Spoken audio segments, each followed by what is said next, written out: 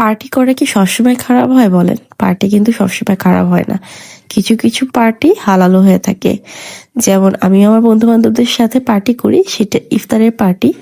প্রতি বছরই আমরা ইফতারের আয়োজন করে থাকি। সেটা আউটডোর বা ইনডোর বা কারো বাসায় প্ল্যান করা হয়, অথবা আমরা লাস্ট টাইম টিএসসি তেও করেছিলাম।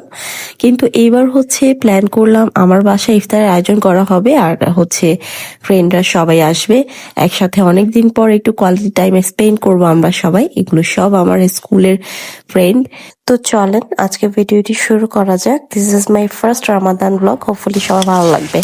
গ্যাস নেই, সো আমি এখানে ইলেকট্রিক চুলায় গিয়ে নুডলসের প্রিপারেশন নিয়ে বসে পড়ি। নুডলস রান্নার জন্য আমি গিয়ে কলিজা ইউজ করেছি। কলিজা নুডলসটা খেয়ে দেখবেন অনেক মজা হয়। আর এদিকে একটু ফ্রাই আর চিকেন, এগুলো আমি 2 ঘন্টা প্রায় ম্যারিনেট করার পর এখানে কোট করে রেখেছি। এদিকে ফ্রেঞ্চ ফ্রাই ছিল, ফ্রেঞ্চ ফ্রাইটাও অলমোস্ট হয়ে গিয়েছে। তো ফ্রেঞ্চ ফ্রাইটা কিন্তু অনেক মজা হয়েছে, যদিও কেন জানি ওদিন সফট হয়ে গিয়েছিল। স্পাইসি চিকেনটা ফ্রাই হচ্ছে, আর এইদিকে আমার নুডলস এবং ফ্রেঞ্চ ফ্রাই কমপ্লিট হয়ে গিয়েছে। এখন একটু শরবত দেখবো।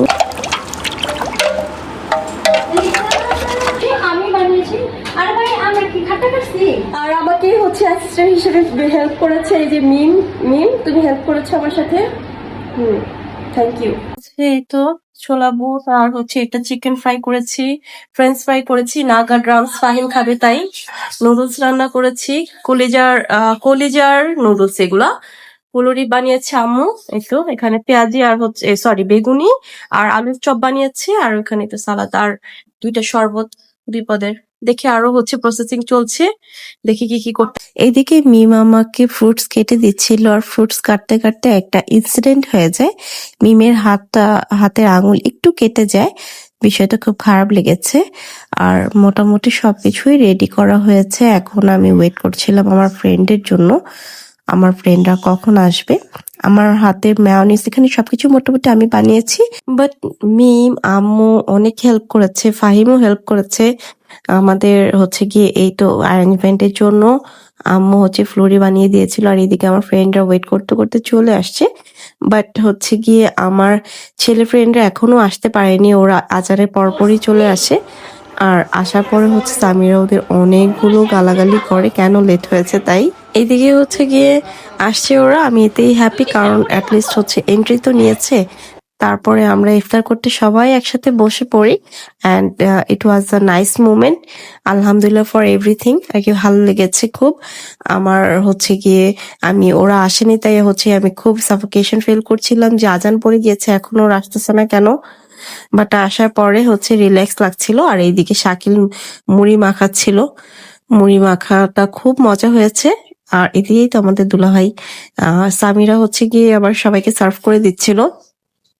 মুড়ি মাখাটা কিন্তু আসলেই মজা হয়েছিল। নদী পছন্দ করেনি, বাট আমরা পছন্দ করেছিলাম। বাকি খাবার খেতে খেতে মুড়ি মাখাটা আর ওইভাবে খাওয়া হয়নি, পেট ভরে গিয়েছিল। আর আমার ফ্রেন্ডরা যে বাহির থেকে খাবার নিয়ে আসছিল, এগুলো আমি একটু পরে দেব। ওরা নামাজের পরে গিয়ে যখন আড্ডা দিব তখন ওদের দিব, কারণ এখন মোটামুটি সবার পেট ভরা। আর হালিমটাই কিন্তু খুবই স্যাটিসফ্যাকশন ছিল। লাইক হালিমটা যখন এইভাবে জাস্ট কি বলে নেড়ে নেড়ে এটা মিক্স করছিল, আমার এটা দেখতে খুব ভালো লাগছিল। হালিম ছাড়া তো ইফতার চলবেই না। তো হালিম সার্ভ করে নিয়ে গেলাম, সবাই এখন আড্ডায় বসেছে। আমি হালিমগুলো সবাইকে দিব, গল্প করবে আর হালিম খাবে। হ্যালো সামিরা আপু। তারপরে এই যে আমাদের নদী কিন্তু সেদিন অনেকগুলা মাইর খাইছে। আমরা সেদিন অনেক ফান গেমস খেলি, অ্যান্ড গিয়ে তারপরে অনেক এনজয় করি। খাওয়ার থেকে কথার থেকে বেশি হাসাহাসি হয় ফ্রেন্ডরা হইলে, এটা কি বিশ্বাস করেন?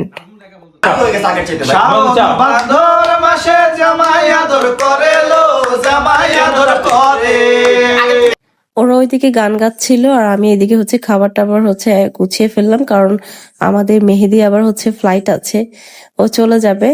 তো এই তো হাই মেহেদি, তোমার জন্য আমি এই খাবারের অ্যারেঞ্জমেন্টটা তাড়াতাড়ি করলাম।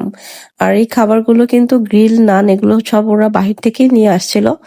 তো আমরা এখন যদিও পেট ভরা, তারপরে গিয়ে খাবো, খেতে হবে একসাথে। তো আমরা এখানে বসে পড়ি। বসার পরে নদী কেন জানি একটু ইরিটেড, ও আমার সাথে একটু ইরিটেডই থাকে আর মাইর খায়। তো যাই হোক, আমরা একসাথে যে বসে ডিনারটা করে নেই হালকার মধ্যে। খুব ভালো একটা মুহূর্ত ছিল, আমার কাছে খুবই স্মরণীয় হয়ে থাকবে, এই কারণে আমি ব্লগটা আর কি শেয়ার করলাম।